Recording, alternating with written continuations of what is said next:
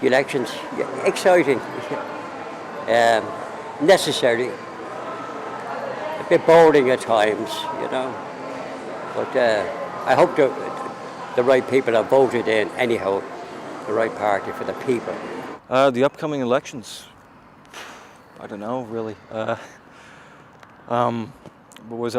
know who I'm voting for though. Yeah, definitely. We definitely need an election. We need change, big time. I personally think they're very important, especially for young people at the moment, just because it is this particular election I think is going to affect our future and us buying a house and where we live and our education, the healthcare, everything. Like I really think for our generation, it needs a big push. I don't know much about the elections, not very political, but I feel like there's a big deal on this one to get it changed from what I've observed. The main parties are by and large one and the same thing, and there are no independents with any strength.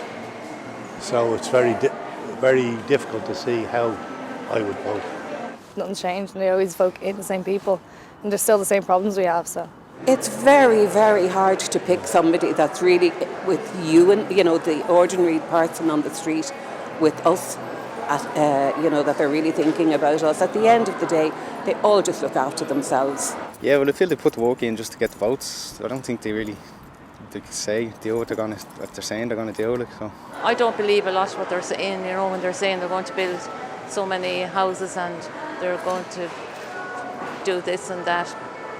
I think the ordinary working person still has to get up and go out and work and pay their bills. I and Mary get the one pension, but she is no stamps, as they said, for years. Because I stayed at home to look after the children, and because of that, then you're classed as a nobody. I just feel like something needs to be done about the homeless crisis. But literally people dying on the streets. When you have something like that going on, between that, mental health, there's something extremely wrong in this country. I think the housing crisis is the big one. Most people now are planning on emigrating. No one can buy a house where they grew up anymore. It's just far too expensive. Blood, sweat and tears to put a roof over my head, which I eventually managed. And now I'm looking at my children now, and at the moment they don't stand a chance of either renting a home or buying their own home. And they're with me, and it looks like they're with me for the foreseeable.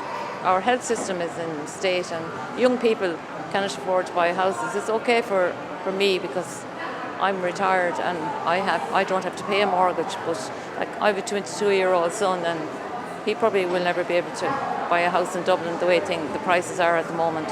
He's lucky he's living at home with us. I don't have a problem with the hospitals. I think they're doing a great job. More money would be great. But I do have a problem with the crime and the policing in the area, in all areas. Take the police back out of the police cars and have them walk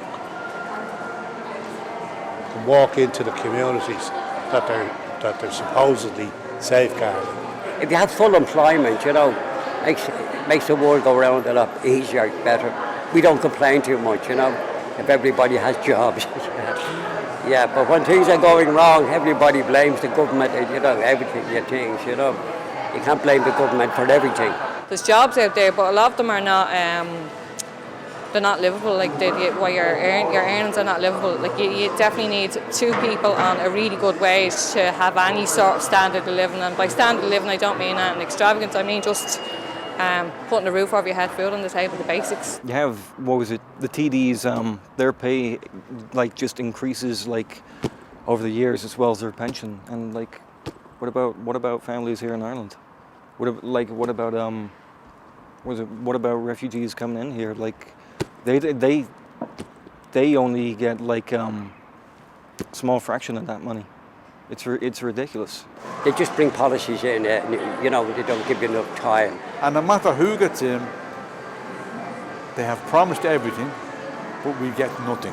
Like the bin charge and the water charges, they just brought them, there wasn't any real discussion about them, The impression was that we were getting all these things free. We weren't, we were paying for them, even though they weren't itemised, you know. A lot of it is a lot of bullshit. I mean, I don't say bullshit.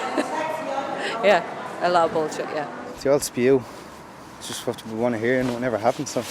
And I don't believe a lot of them. A lot of them are not in touch with the real world. They're not in touch with the real world whatsoever. And they're trying to cover their own arse as much as they can, but I just think every time they try, they're getting caught out. Like I've seen local candidates down in their shopping in Aldi.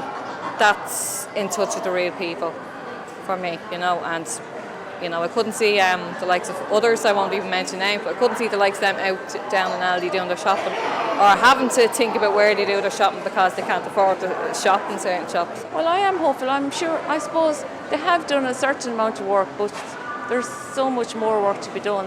And you have to go with it. A lot of people take it for granted. It's very important, isn't it? You know, people in other countries don't have votes at all, you know. There's turmoil and trouble and everything like that, you know. Very important that people vote. I tried to register online and it wouldn't let me at all, so anytime I'd done it, just the page just didn't load at all. So You're voting for a person wants to be, thinks they can run the country better than others, you know. So it's freedom really, isn't it, you know, to vote. Yeah, definitely, yeah. I don't know too much about it all, but yeah. Yeah, I'm the same. I need to really educate myself beforehand. Yeah, should and will.